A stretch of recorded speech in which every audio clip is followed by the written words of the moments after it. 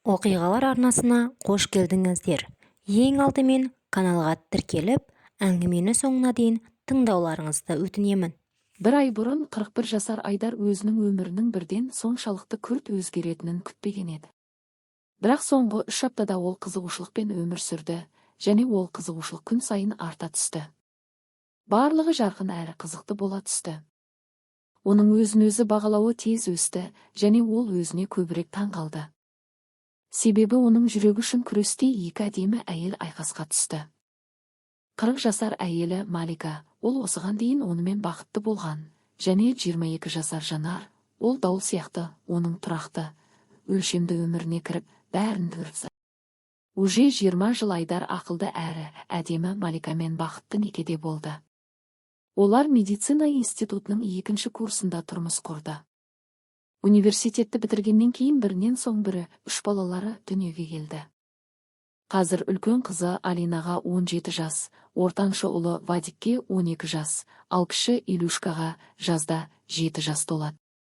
Айдар шағын, бірақ тұрақты туристік агенттіктің иесі әрі директоры болды.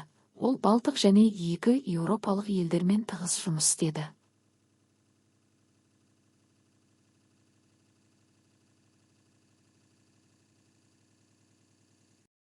Агенттікте Айдардың 6 қызметкері болды. 3 оператор, аудармашы, бухгалтер және заңгер. Айдар өзі 7-ші. Кішкентай компанияның пайдасы иесінің отбасының жайлы өміріне жеткілікті болды. Сондықтан Айдардың әйелі Малика 10 жылдан астам уақыт жұмыс істемеді, үй және балалармен айналысты. Ол күйеуіне сенді және өзінің өмірінің сәтті болғанына сенімді еді. Айдар оны және балаларын жақсы көрді, отбасын жақсы қамтамасыз етті, ешқашан солға қарайтын әрекеттерде байқалмады. Малика күйеуінің адал екеніне және толықтай бизнес пен отбасыға шоғырланғанына сенімді еді. Кенеттен ашық аспандағы найзағай сияқты ерлі зайыптылардың бақытты өміріне Жанар кіріп келді. Бұл 1 ай бұрын болды. Сол таңертең Айдар әдеттегідей қатаң костюм киіп, кіреберістегі айна алдында өзінің ақсүйек сақалын тегістеді және кіші ұлына көз қысып қойды. Ертең балық аулауға барамыз. Құралдарыңды дайында. Кешке тексеремін. Болады деп рапорттады 7 жасар Илья. Әйелі күйеуінің жылтыр тақыр басына сүйді. Айдар мыжыңдады. Ол өзінің тақыр басының әйеліне студенттік кезіндегі шашына қарағанда әлдеқайда аз ұнайтынын білетін. Бірақ генетикаға қарсы тұра алмайсың. 40 жасқа келгенде Айдардың әкесі мен атасы сияқты айтарлықтай тақырлық пайда болды. Ал 40 жасқа келгенде басы шар сияқты дөңгелек әрі жылтыр болды. Бетіндегі барлық шаштан тек қас және қалың, ұқыпты қырқылған сақалмен мұрт қалды. Жұмысқа Айдар өзінің көлігімен барды. Сол күні де офиске тез жетіп, есікті ашып, бөлімдердің бірінде қатты күлкі естіді. Өзіне бір дауыстың таныс еместігін атап өтті. Ол бұрын соңды ешқашан естімеген бұл жұмсақ, шындыққа жанаспайтын әдемі, кристалл сияқты күлкіні ешқашан естімеген. Бұл сиқырлы қоңырау сияқты естілетін. Айдар қызығушылықпен күлкі шыққан кабинетке қарады. Өзінің 3 қызметкерін көрді. Олармен бірге тағы бір жас қыз отырған. Оның дауысы ғана емес, сыртқы келбеті де оған ерекше көрінді. Үлкен жасыл көздер, иығына дейінгі қалың күлгін шаштар, көңілді көтерілген ұқыпты мұрын және шектердегі сүйкімді шұңқырлар. Оны көргенде ер адам еріксіз күлімсіреді. Жұмыс күні әлі басталмаған, ал бізде бірінші клиент келді, ерекше мейірмен сұрады ол. Қыз орнынан тұрып кетті. Сәлеметсіз бе, Айдар Маркович, жұмсақ дауыспен гүлдеді ол. Кеше сізге қоңырау шалдым, және сіз мені әңгімелесуге шақырдыңыз. Мен Евдокимова, аудармашымын. Одан да жақсы, деді ер адам. Менің кабинетке өтіңіз. Жұмысымыздың егжей-тегжейін талқылайық. Айдар жүкті аудармашысының орнына адам іздеп жүрген. Ол декреттік демалысқа шығатын еді. Бірақ бірден бірнеше қажетті тілдерді білетін адам табу қиын болды. Айдар 2 аудармашы алу керек деп ойлай бастаған, бірақ дәл осы кезде Жанар пайда болып, Айдардың туристік агенттігінде қолданылатын 3 тілдің бәрін білетініне сендірді. Ер адам Жанардың білімін растайтын дипломдарын жылдам қарап шықты және оның жұмысқа қабылдау туралы өтінішін бірден қол қойды. Ол бүгіннен бастап өз міндеттеріне кіріседі деп келісті. 2 күн жүкті әріптесімен бірге отырады, істерге кіріседі, өзіне тиесілі корреспонденциямен танысады, ал 2-3 күннен кейін өз бетінше жұмыс істей бастайды. Жанар аудармашы және 2 оператор отырған кабинетке қайтып келді. Ол адалдықпен ағымдағы мәселелерге кірісті. Ол тез істерге кірісіп, 2 күннен кейін агенттіктегі жағдайды толық меңгерді. Айдар алғашқы күндері оған мұқият бақылады. Жаңа қызметкер тек ақылды әрі орындаушы ғана емес, сонымен қатар оның жұмысына бұрын белгісіз жеңілдік пен қуаныш әкелді. Мүмкін тек жұмысқа ғана емес, жалпы өмірге. Әдетте түскі асқа Айдар жақын маңдағы кафеге баратын. Кейбір қызметкерлер өздерімен бірге аздап тамақ әкелетін. Кейбіреулері көрші сауда орталығына жүгіретін. Онда кафеге қарағанда арзанырақ тамақтануға болатын. Жанардың агенттіктегі 3-ші жұмыс күнінде ол түскі ас алдында бастықтың кабинетін қақты. Айдар Маркович, мен түскі асқа қайда баруымды шеше алмай жатырмын, мило күлімсіреді ол. Әріптестер, сіз әдетте жақсы кафеге барасыз деп айтты. Бүгін сізбен бірге баруыма бола ма? Мен ол жердегі мәзір мен бағаларды көргім келеді. Әрине, Жанар кең күлімсіреді. Айдар. 15 минуттан кейін сіздің кабинетке кіріп, бірге барамыз, түскі ас ішеміз. Ал бізде қалай жұмыс істеп жатырсыз? Жанар бақытты күлімсіреп кетті. Айдар Маркович, мен жұмыспен үлкен сәттілікке жеттім деп ойлаймын. Сіздің ұжымыңыз тамаша, ал сізді басшы және адам ретінде барлығы тек қызығушылықпен айтады. Және жалақы жақсы. Маған бәрі ұнайды. Сіздің қасыңызда көп нәрсе үйреніп, сіздің барлық қызметкерлеріңіз сияқты суперпрофессионал боламын деп ойлаймын. Мен де солай үміттенемін, жігерлі жауап берді бастық. Айдар күн сайын Жанардың өмірінде көбірек бола бастағанын байқамады. Оның жұмысқа тұрғаннан бір апта өтпей-ақ ол бастықтың кабинетке кіріп, онымен бірге кофе ішуге рұқсат етті. Одан бұрын ешкім мұны өзіне рұқсат етпеген. Барлығы Айдар Марковичтің кофе ішкенде жалғыз болғанын ұнататынын білетін.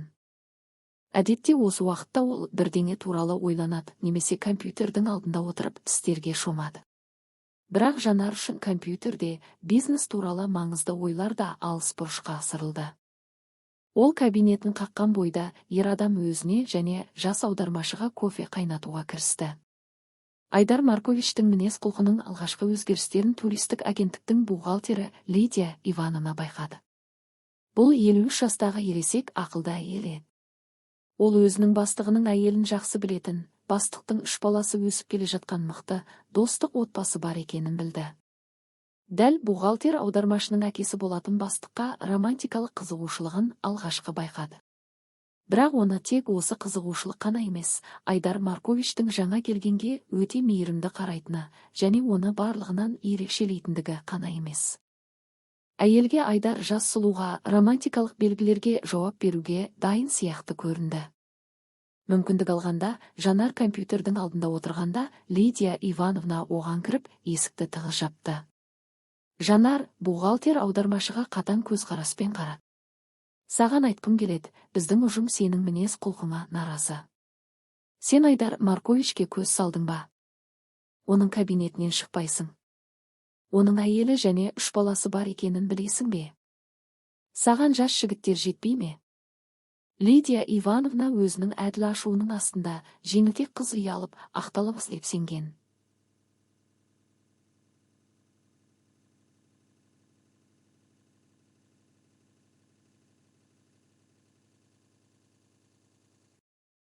Жанар орнынан тұрып, тәтті созылып, бухгалтерге өзінің мінсіз фигурасын, сүйкімді пішіндер мен иілістерді көрсетті және күлкімен сұрады. Лидия Ивановна, сіз мұнда тек бухгалтер ғана емес, әдеп полициясыз ба? Қыз қатты күлді. Оның беті кенеттен байыпты әрі жағымсыз болды. Ол дауысын төмендетіп ақырын айтты.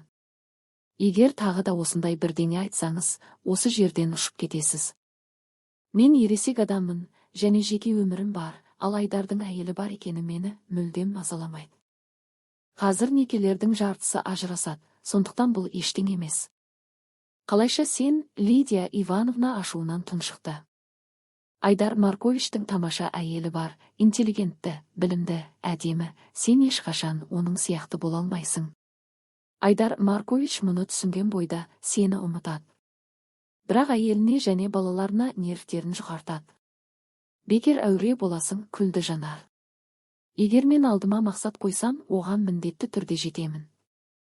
Қазіргі кезеңде менің мақсатым, Айдар, маған кедергі жасамаңыз, Лидия Ивановна, немесе өкінесіз. Бухгалтер қыздың суық әдемі көздеріне қарап, ол қалжыңдамайтынын түсінді. Қандай жамандықсың сен, ашумен айтты Лидия Ивановна, аудармашының кабинетінен шығып кетті. Бухгалтер өзінің кабинетке барды және қарсы алдына Айдар Марковичтің келе жатқанын көрді. Офистің бұл жағында тек Жанардың кабинет бар еді. Кірген бастықты Жанар жылы күлімсіреумен қарсы алды. Біз түскі асқа баруымыз керек пе? Иә, дәл 1 сағат, растады бастық. Жүріңіз. Бірақ Жанар кенеттен ер адамға қайғылы қарады. Айдар Маркович, мен бүгін қорқынышты нәрсе білдім. Сіздің қызметкерлеріңіз менің сізді отбасынан алып кеткім келеді деп ойлайды екен.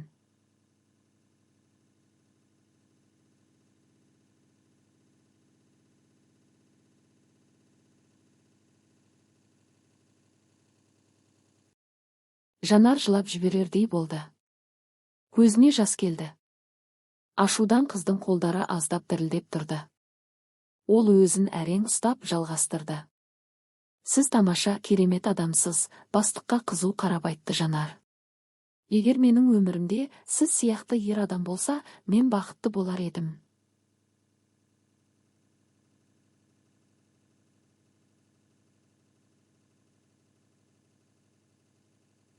Жалғызбын. Мен сіздің әйеліңіз бар екенін білемін, және ешқашан сіздің отбасыңызға зиян тигізбеймін. Мен мұндай жағдайларда шешімді әрқашан ер адам қабылдау керектігін білемін. Және тек ол отбасынан кеткісі келсе ғана, мен бірдеңеге үміттене аламын, және одан бұрын емес. Айдар Жанардың қадамын бағалады. Бұл өте дөрекі болды, бірақ ашық. Қызы оған романтикалық қатынас құруға қарсы емес екенін анық айтты, бірақ тек ол бірінші қадам жасап, өз отбасымен және әріптестерімен барлық дау-дамайға жауапкершілікті өз мойнына алса ғана, егер олар Жанарды тәрбиелеуге шешсе. Ақымақ.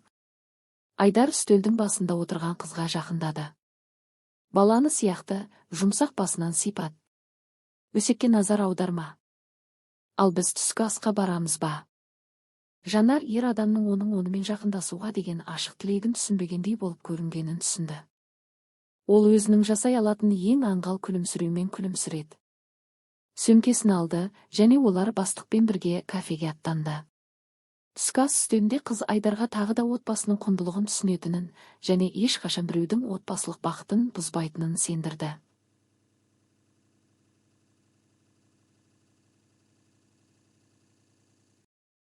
Шынымды айтсам, күлімсіреп айтты ер адам, саған жас, энергиялы, спортты жігіт керек.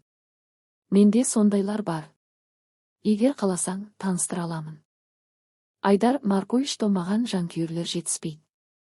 Қайғылы айтты Жанар. Бірақ мен кінәлі емеспін ғой, маған сіздің типіңіздегі ер адамдар ұнайды. Егер сіздің таныстарыңыздың арасында сізге барлық жағынан өте ұқсас ер адамдар болса, мен мүмкін онымен танысар едім. Және дәл осы кезде Айдар бұл ерекше жас қызды ешкіммен таныстырғысы келмейтінін анық түсінді. Қаласаң таныстыра аламын деді, сәуле мұңайып. Айдар Маркович, менде табынушылардың жетіспеушілігі жоқ. Бірақ маған дәл сіздің типіңіздегі ер адамдар ұнайды ғой. Егер таныстарыңыздың арасында барлық жағынан сізге өте ұқсас ер адам болса, мүмкін сонымен танысар ма едім. Осы сәтте Айдар бұл ерекше жас қызды ешкіммен таныстырғысы келмейтінін анық түсінді. Айдардың басына тосын ой келді. Неге бір жеңіл, еш міндет жүктемейтін қарым-қатынас бастап көрмеске? Әйелім Малика маған сенеді. Оның ойына да келмейді, менің біреуім пайда болды деп. Бірақ кейін Айдар сәулені бар жоғы бір апта ғана білетінін ойлады. Оны әлі де жақсылап бақылап, байыппен танысу керек деп шешті. Сондықтан асықпайтын болды. Айдар үшін байқалмай тағы 3 апта өте шықты. Ал осы уақыт ішінде оның әйелі Малика соңғы кезде күйеуінің бойында бір түсініксіз өзгеріс барын аңғарды. Отбасында бәрі жақсы болғандықтан Малика күйеуінің жұмыста қандай да бір қиындықтары немесе күрделі мәселелері бар деп ойлады.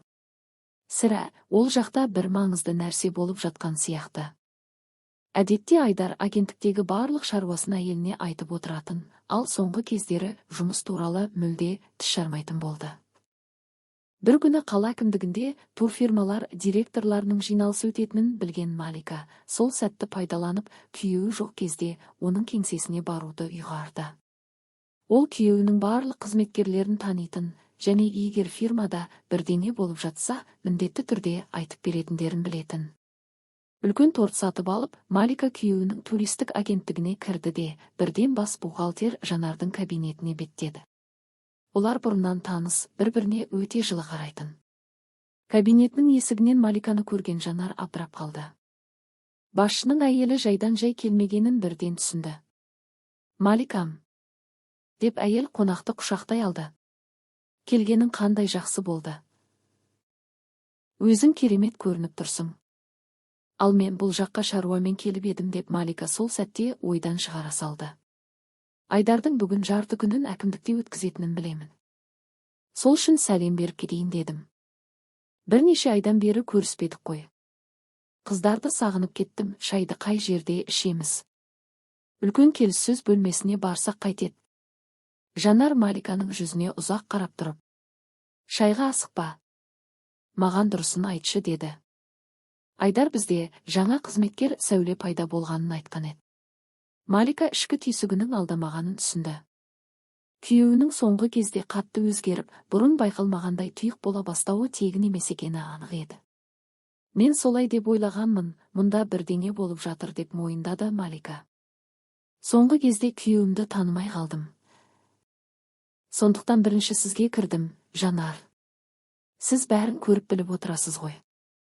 Айтыңыз, ештеңені жасырмаңыз. Ең жаманға да дайынмын. Сабыр ет», деп жұбатты мейірімді бухгалтер. «Дабылды тер кезінде қақтың. Меніңше әзірге қорқатындай ештеңе бола қойған жоқ. Олардың оңаша кездесіп жүргенін көрмедім. Тек күнде бірге кафеде түскі ас жеп болды. Бірақ Сәуле нағыз улы жылан. Ол маған ашық айтты. Айдар, менің мақсатым», деп. «Ол сізбен неге сонша ашылып сөйлесті?» деп күмәндана сұрады Малика. Айдарға көз тігіп жүргенін байқаған соң, оны орнына қоймақ болдым. Бірақ ол маған неше түрлі сөз айтты. Меніңше, онымен сөйлесудің пайдасы жоқ.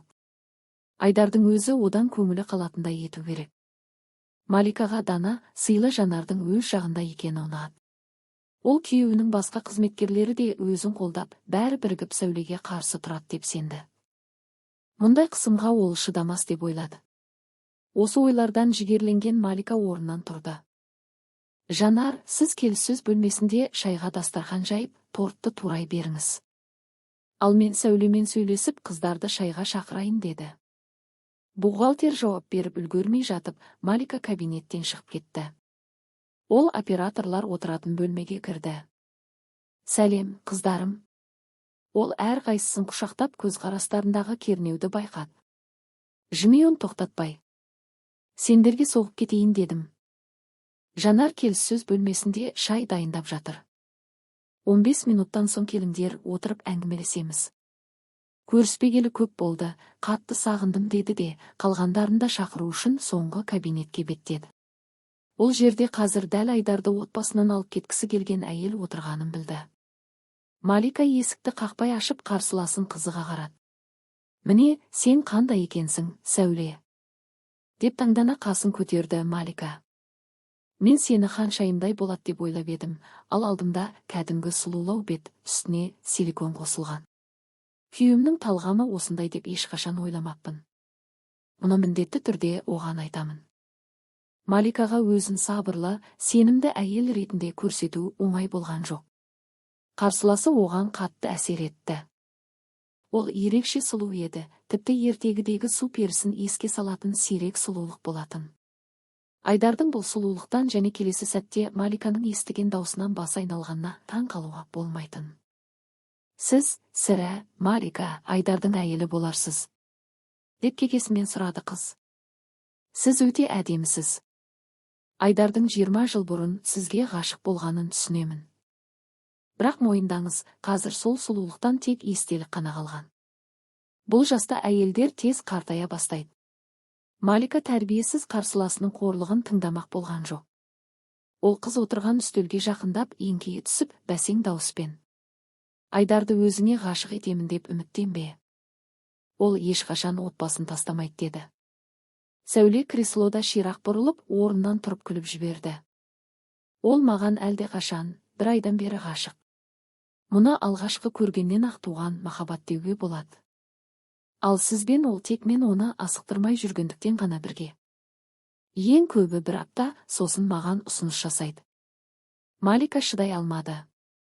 Ол қызға ұмтылып барып, бетіне тарс еткізіп шапалақпен бір салды. Сәуле қызарып кеткен ұртын ұстап тұрып: Жоқ, ол маған дәл осы аптада ұсыныс жасайды. Бұл туралы сізді бірден хабардар етеді. Бұл менің шартым, деді сенімді түрде. Малика мұндай арсыздыққа дайын емес еді. Ол арандатуға ермеймін деп шешіп, тез кабинеттен шығып кетті. Қызметкерлермен шай ішкісі де келмей қалды. Ол бәрі күтіп отырған бөлмеге бас сұғып: Қыздарым, кешіріңдер, деді. Кіші ұлым қоңырау шалды, мәселесі бар екен. Басқа жолы отырармыз. Ал сендер шай ішіп торттан ауыз тиіңдер. Сыртқа шыққанда оның көзінен жас парлап ағып жатты. Ең қорқынышты түсінде де күйеуінің бір күні отбасынан кеткісі келеді деп ойламаған еді. Өйткені олардың бәрі жақсы болатын. Сыйластық, махаббат бар, тіпті үлкен жанжалда болмаған. Сол күні Малика күйеуінен бәрін ашық айтып беруін талап етуді, болашақта кімді таңдайтынын, балаларын, әйелін бе, әлде жас, сұлу, бірақ айлакер әйел. Әдетте Айдар жұмыстан 7:30-да келетін. Сағат 9 болды, ал ол әлі жоқ. Малика қоңырау шалмақ болды, бірақ телефоны сөнулі еді. Ол оның жас сүйіктісімен бірге екенін түсінді. Түнгі 11-ге таман Айдар ақыры үйге келді. Ол өте сабырлы, босаңсыған, мейірімді көрінді. Маликаның жүрегінде әлсіз үміт пайда болды, бәлкім, ол Сәулемен сөйлесіп қоштасқан шығар.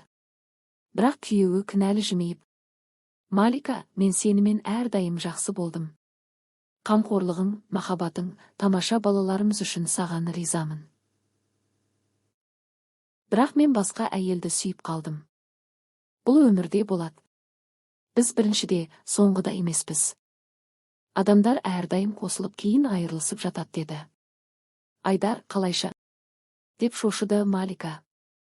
Мен бәрін көтеремін, бірақ балалар ше? Олар әлі кішкентай, оларға әке керек. Сен стереотиптердің құрбансың, деді ол сол баяу күлкімен. Мен ешқайда кетіп жатқан жоқпын. Сәулемен кеңсемнің жанынан пәтер жалдадық. Ал мұнда мен жиі келіп тұрамын, ұлдарымды балық аулауға апарамын, демалыс күндері саябаққа, киноға апарамын. Балалармен қарым-қатынасым өзгермейді. Ол өзін жақсы әке екенін ұзақ дәлелдеумен болды, бірақ Малика оның өз сөзіне өзі сенбейтінін сезді. Сен бәрін түбегейлі шештің бе? Деп сұрады Малика.